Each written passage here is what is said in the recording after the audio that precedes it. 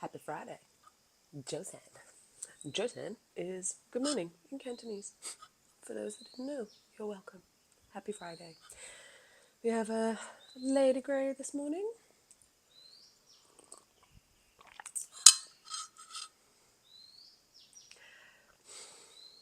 I'm smiling and pulling faces because it makes me laugh. It makes me laugh when you've decided to do something and you've made that decision and you've sort of course corrected internally. It is quite fascinating what can come out of the woodwork sometimes and who around you starts to try and grasp for your attention, especially if they've been used to a relationship with you in a certain way, especially if it's been a very people-pleasing, one-sided version of that relationship. I don't know, I'm just starting to laugh a little bit.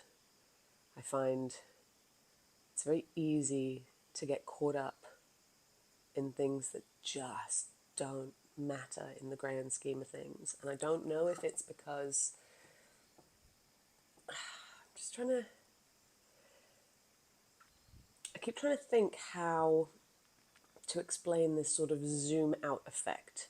Because I was not very good at it at all for a long time. Like, everything affected me. Everything was a personal attack. Everything was a direct hit. I don't know, I definitely feel like that's one of the biggest skill sets I've had to learn, especially with building this business side, and especially when you go into personal branding, because you are putting you out, but at the same time, you have to completely detach yourself from the version of you that's going out, and that whether people take it or leave it, it's not a direct because it's weird, because it is a direct reflection of you, but it's not a direct reflection of you, but it's figuring out what metrics you want to be keeping an eye on, but then also reminding yourself that there's a bigger game afoot. I don't know what I'm trying to say here.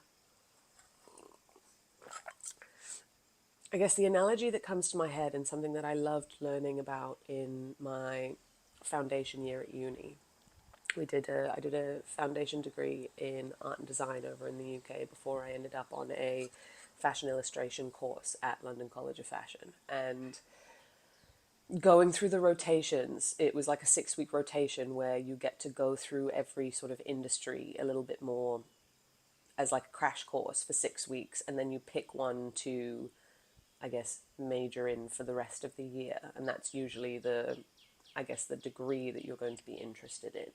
So we did rotations of graphic design, animation, fashion. There were three others, I can't remember now, but it was the fashion one. Because I'd come from the modeling world, Mum had put us in modeling agencies when we were kids. And I did my first catwalk I ever did when I was 15. It was an amazing experience over here. One of the creative ladies in the industry, Lindsay McAllister, absolute, just shining light on society out here. She's very big in the theatre, the drama, the youth arts festivals, all that sort of stuff. There was a fashion show going on at the British Chamber of Commerce, and she'd asked students to come and be backstage dressers. But what she hadn't told us was that the students that volunteered their time and that came and did the rehearsals and did all the stuff were then able to be models in a second show that was out in public in a different area of Hong Kong in Quarry Bay. And that it was just insane. I got to walk next to my professional model that I dressed for the event. She was actually on The Amazing Race at the time, Aurelia. I still follow her on Instagram. Even to this day, it's incredible. It still blows my mind. So even in that experience, having somebody come from TV and then being in something that escalates quickly in your favor once you've volunteered is quite incredible. But that's not the point. The point was, we're taking the long way around. The point was, during that 1 week of the fashion rotation, we had to design a hair accessory. We had to design it, we had to cast for it, we had to shoot it like a magazine editorial. And that was honestly where it clicked in my brain, what clients were looking for in castings, and the fact that you could have a roster of 12 blonde-haired, blue-eyed girls sitting in front of you, and as the client, you know which one you want to pick for your clothes. You know which one's got the look, got the X factor, I guess, that you want your clothes in. And I remember very vividly that when I got back to Hong Kong after dropping out of London College of Fashion and going straight back into the modeling industry, because that was work I could pick up quite easily. I was freelance, permanent resident out here, didn't need to have a visa or anything, so I could just go around all the different castings. I made it a point not to take, like, it became very much less about me when I was given a no, because I think something about the modeling industry and some of these girls, they struggle a lot with it, because what they're saying no to is you. They're saying no to the way that you look. They're saying no to everything that you are. And in Asia, they're not very kind about it sometimes. I mean, they call my freckles at one point pimple. You have the pimple? And I'm like, or they go, oh, too fat. And I'm like, okay.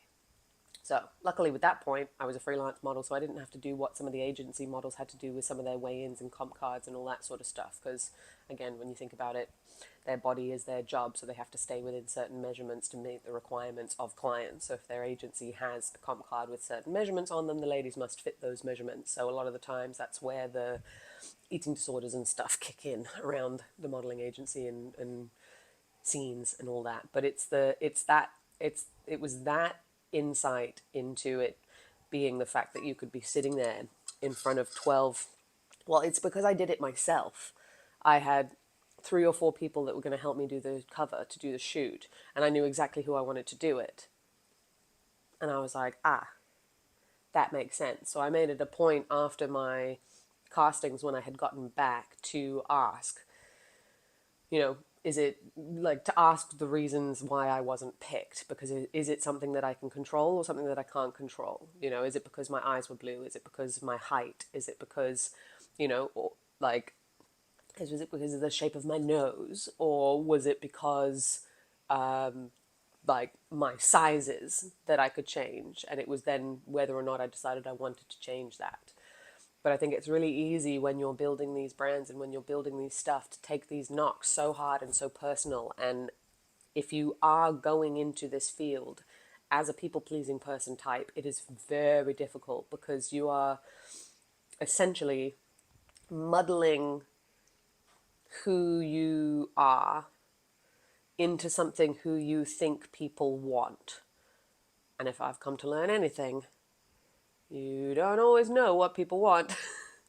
Like, they might say they want something, but what they're actually looking for, or what will actually make them buy, is a much different faculty within their brains, or just a different area of their reasoning and their logic, right? I'm sure you've heard the term, people don't buy with reason, they buy with emotions.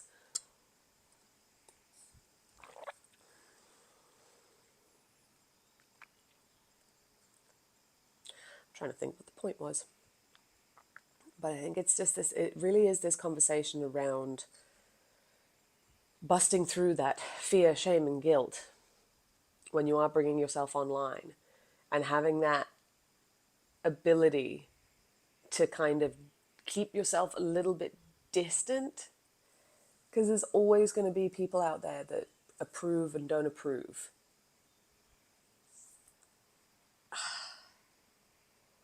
It's a tough one. But this is where the knowing yourself piece has to come in first.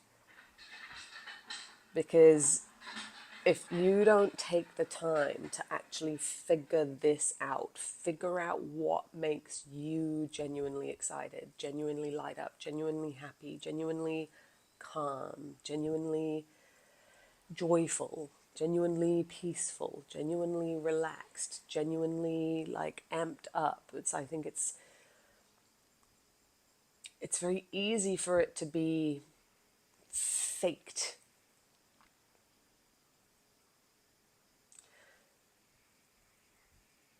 Faked excitement doesn't last in the long run.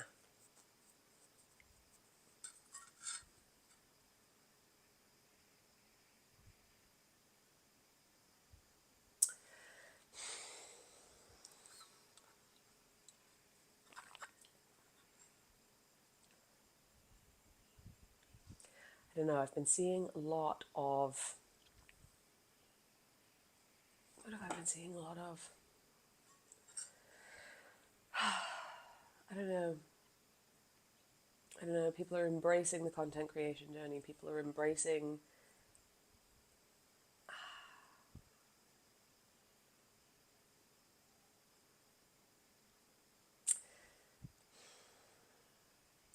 it's a puzzle. It's a puzzle that only you can solve. Gosh. Like to sit in these silences and to fumble my words and to lose my thread sometimes, but to be able to still sit here without any panic. Like I used to feel that, the anxiety.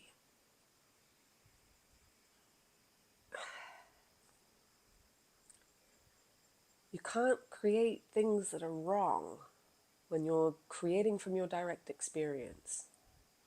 Because if you've had the direct experience, it's yours to talk about. And building a personal brand, I don't know. Do you think it's because it's like a fine line because it's a human, like, and we're building the brands around ourselves? So is there, in essence, some sense of egotism around it? No, no, because I genuinely believe we live in a time now where you get to be paid for who you are, which isn't what a lot of us wanted when we were kids. I know I wanted that. I wanted to be able to build a business that was my own, that I got paid to be who I wanted to be, that I got paid to do crazy things, that I got paid to work on my health, that I got paid to go and travel, that I got paid to go to different opportunities. And we're literally sitting here in a world now where you can turn on a phone, turn on a computer that's under the desk that you have to press on and walk away for 5 minutes before you come back while the internet hooks up with the dial-up. This online offline push pull thing is starting to, I feel, come into play a lot, especially as now some of these bigger accounts and agencies and Instagram even announced subscriber, what is it, tiers of payments and subscriptions to be on these platforms. I feel like we're entering into just another era of everybody going, you have to have done this, you should be doing that, you need to have this in order to make a business work, you need XYZ, and it's like, there's still so many shoulds around how all of this should be done. And I still think it sucks so much of the fun out of it. But then, like I've said before, a lot of people only come to this journey when they're feeling desperate for something else, instead of fall in love with the process of this journey on the side and understand that over time it will develop into something. But that's that weird, I still remember when I couldn't plan past a week. Like it's only now I'm starting to get into freaking annual cycles. And I also think that's because now you're getting through to the part of your life where the years are starting to speed up, because you're getting into that center point where you've lived more than you've, in the years ahead are adult years. It's not you've lived 18 years, but however many of those were infant childhood and, you know what I mean, like within parental conditions and control and all that sort of stuff. But being out in real life, being in the wild.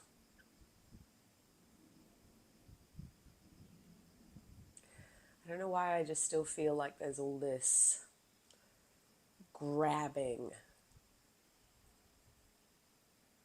energy around. I don't know. It's almost like the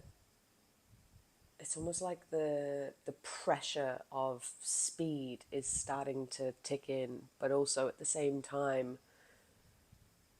it's not even a pressure to slow down. I don't know, guys. My thoughts have gone awry today, so this may be a little cryptic. I guess that's the whole point of Tea with Maya. Ruminating on things that we don't usually ruminate on, and taking that 15-20 minutes in the day to create something that you care about or to move a conversation forward. That's an interesting one. I see a lot of people having very asinine conversations, man. There's a lot of busy being busy for the sake of being busy. That was one of the questions that popped up in a philosophical group chat that I'm in with one of the ladies' communities out here.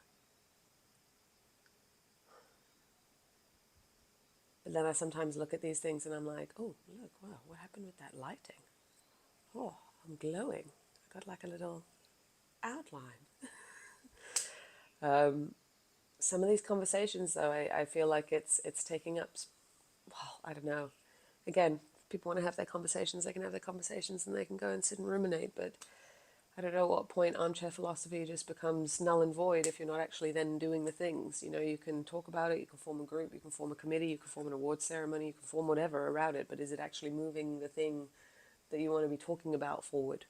Is it actually moving the needle on the bigger conversation or the actions to then live it? I don't know. I think it's very easy to talk about things and not live it, and everyone forgets that the order is be, do, have. So how do you live it without having it, but then find the presence within the rep so that the rest comes in the other side, but then let it go so that it has space to build and grow and have its own life of its own. It's this very interesting letting go, like staying disciplined, staying consistent, but also allowing the fun. I don't know, maybe it's the language, maybe it's the rules that we've placed on ourselves, maybe it's just the ideas that are... Nope, now I've gone completely off on that tangent.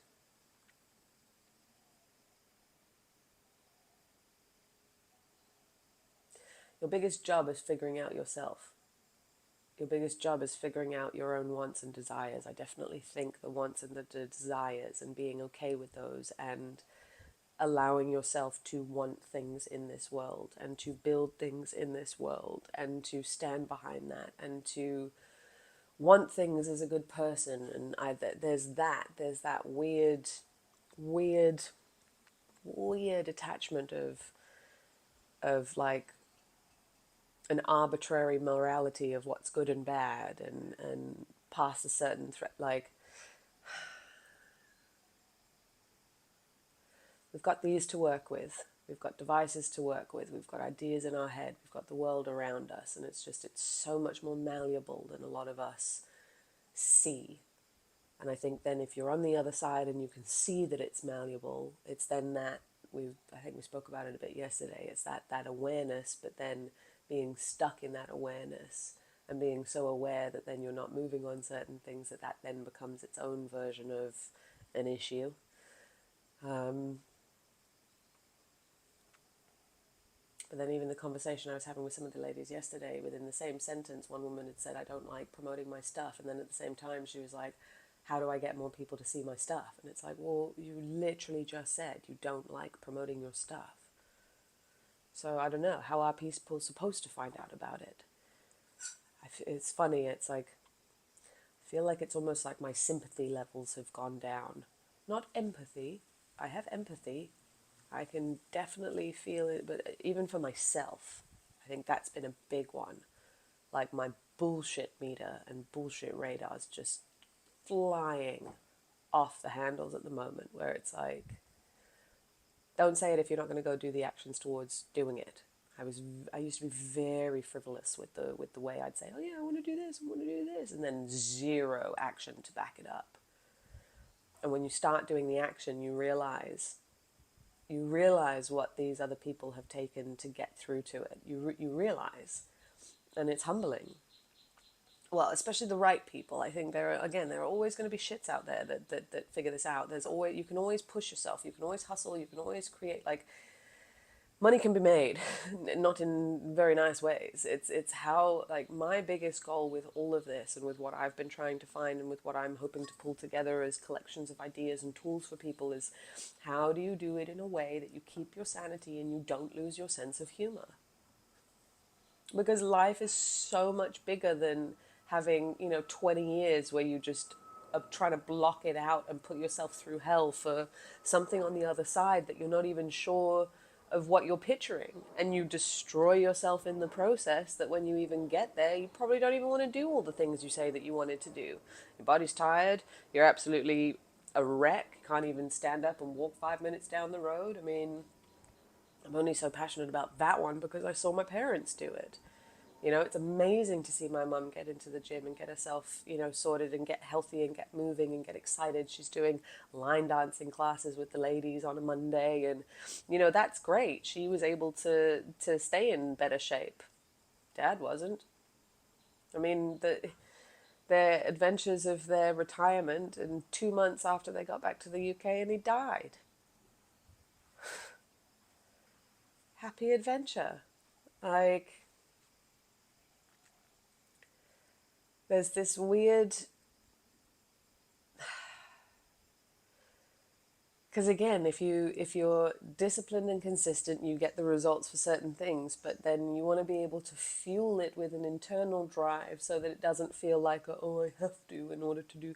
It's like, you don't have to do anything. You don't have to have a certain goal. You don't have to save everybody. You don't have to build a business. You don't have to go and do. But if you want to have quiet and freedom and peace and autonomy, and I don't know, just for me that's always been the thing. I don't want to have to deal with people I don't want to deal with, but then in order to do that I get to become autonomous in the services and the offers and the creative ways that I provide, and build an income of my own. There are no rules.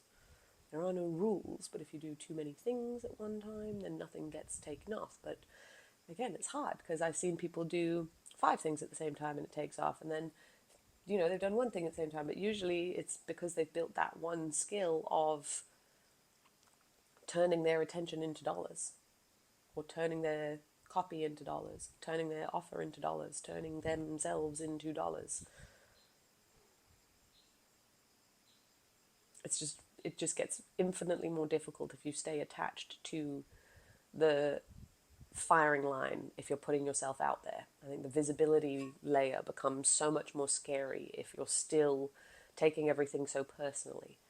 It's almost like you need a spirituality boot camp in layers, where you go through like white belt, blue belt, black belt, and even then it's like ascended masters aren't even, everyone, they're always learning, they're always, I don't know, there's always more oneness that can happen. There's definitely a shift, and there's something to having days where you're still showing up and adding the brushstrokes to the canvas, even if you're not sure how the picture is coming out just yet. And I think that's, if any insider advice I can give right now is like, if you're not comfortable in front of camera, write. Start a Twitter account. Start writing every day, and don't even worry about the numbers. Don't even worry. It's the point of doing it, and it's the point of giving yourself enough days consistently of doing it. I think the first 100-day challenge I ever did was my journal writing. It wasn't even to anybody. It wasn't even online. It was just journal writing. And there was something that happened after I'd hit 100 days. I could see the next 100 unfold. I could see. So again, I think that's that weird thing. It's like where you are versus where you want to be, versus what your nervous system can currently handle, versus what your reaction patterns can currently handle, versus how sort of tough you are in terms of being able to just pick yourself back up and dust yourself back off and go again. Like that get up and go. I think I've done that so far so many times now that that now I have come to the conclusions that I will figure this out somehow, no matter what way that is. And the only way I can do that now is to be myself and to have as much fun as I can have doing this process. Because if I'm having fun and enjoying it, then my community will be having fun and enjoying it, and my clients will have fun and enjoy it. If I then suddenly, take everything far too seriously and I'm so important, like this is also it's a weird relationship, especially if you're going into coaching or service providing as well. Like your clients are sometimes like they're good, like let them be good. I don't want to stand in the way of them. I don't want to be the bottleneck on their lives. Like, go, fly, be amazing. Some people can't even handle that. You get coaches coming into this space. They like to sit on their little pedestals teaching their clients, oh, yes, so I'm so important. This is how you do everything. And then if they get results, like, some people can't handle it. Some people can't handle it. It's very interesting. Maybe it isn't for everybody. But I think earning an income online that is yours is for everybody. What that looks like for you, I don't know. You got to find that out. But what are you creating? What are you cultivating? What message are you spreading? Like I've said it before, snail mail's back. Artists, creatives, writers, poets. Go build yourself a little snail mail subscription. You know, like, go do something fun. Happy Friday, guys.